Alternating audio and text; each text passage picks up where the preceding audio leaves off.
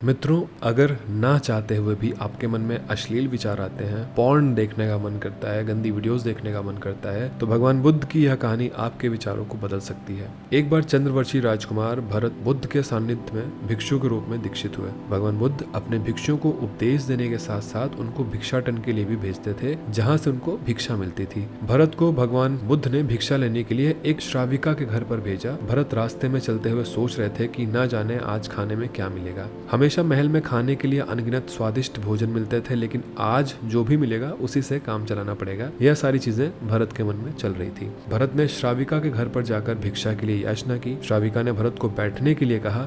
श्राविका जब अंदर गई तो भरत पुनः अपने प्रिय भोजन के बारे में सोच रहे थे। जब श्राविका भोजन लेकर आई तो भरत अचंभित रह गए कि जो भोजन भरत अपने मन में सोच रहे थे वही भोजन श्राविका उनके लिए लेकर आई। भरत वह भिक्षा ग्रहण करने लगे, मतलब भोजन करने लगे। भिक्षा ग्रहण करते हुए भरत फिर से सोचने लगे कि उनको हमेशा खाना खाने के बाद कुछ विश्राम करने की आदत है, लेकिन आज उन्हें यहाँ से खाना ग्रहण करने के बाद धूप में पैदल चलकर वापस आश्रम पहुँचना है। यह सारी चीजें वह सोचते ही रहते हैं कि भोजन खत्म होने के बाद श्राविका ने भरत को कुछ समय विश्राम करने के लिए आग्रह किया। भरत पुनः खुश हो गए कि सारी इच्छाओं की पूर्ति हो रही है, यह एक संयोग ही है। वह यह सब सोचकर थोड़ी देर के लिए लेट गए। अब लेटते हुए भरत सोचने लगे कि आज तो सोने को मिल गया, लेकिन मेरे सर पर हमेशा के लिए छत का साया तो मिट ही गया है। जब भरत सोकर पुनः उठते हैं तो श्राविका ने कहा कि आपको जब तक यहाँ पर रहना है आप यहाँ पर रुक सकते हैं। इतना सुनकर भरत बहुत ज्यादा आश्चर्यचकित होते हैं और वह समझ गए कि यह कोई संयोग नहीं, श्राविका जरूर मेरा मन पढ़ रही है। भरत ने श्राविका से पूछा, मुझे क्षमा कीजिए, पर क्या आप मेरा मन पढ़ सकती हैं? आप यह सब कैसे कर लेती हैं? श्राविका ने कहा,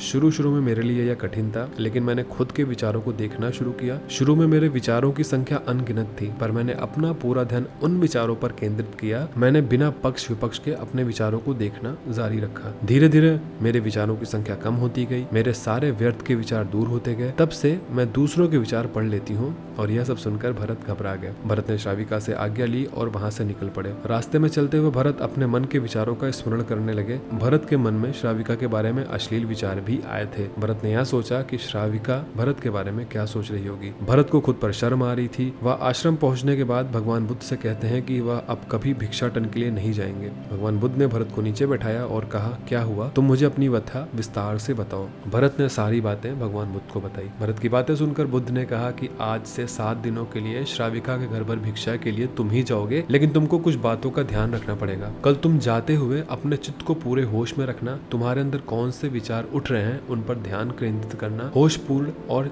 जागृत के साथ ध्यान करना कि कौन सी वासना तुम्हारे भीतर उठ रही है। इन सभी का ध्यान करते हुए जाना और फिर मुझसे विचार विमर्श करना। अगले दिन भरत बुद्ध के बताए अनुसार पूरे मार्ग में अपना होश जागृत रखते हुए चले जा रहे थे। भिक्षु आज पूरी तरीके से जगा हुआ था। जैसे जैसे श्राविका का घर नजदीक आ रहा था, भरत की घबराहट बढ़ रही थी। भरत ने अपनी घबराहट को एक तरफ करते हुए बुद्ध के विचारों पर ध्यान केंद्रित किया। जब भरत श्राविका के घर पर पहुंचते हैं तो उसके दिमाग में केवल एक सन्नाटा था, जिसके भीतर कोई वासना नहीं थी, कोई कामना नहीं थी, न कुछ अच्छा पाने की इच्छा थी, न कुछ बुरा करने की इच्छा थी। भिक्षु भरत ने श्राविका से भिक्षा ली और वहां से वापस निकल गया। आज भिक्षु भरत को आनंद की अनुभूति हुई, बहुत ही अद्भुत आनंद की अनुभूति। आज से पहले इस आनंद को उसने कभी महसूस नहीं किया था और इसके लिए भरत ने आश्रम जाकर बुद्ध को प्रणाम किया। तो मित्र, इस कहानी का उद्देश्य सिर्फ यह है कि जाने अनजाने में हमारे मन में बहुत सारे विचार आते हैं और हम उन विचारों को देखते नहीं हैं, उन विचारों को एनालाइज नहीं करते हैं। अगर हम एनालाइज करने लगेंगे कि ये विचार जो हमारे मन में आया है वो अच्छा है या बुरा है, तो हम उस विचार की इंटेंसिटी को समझ पाएंगे कि यह विचार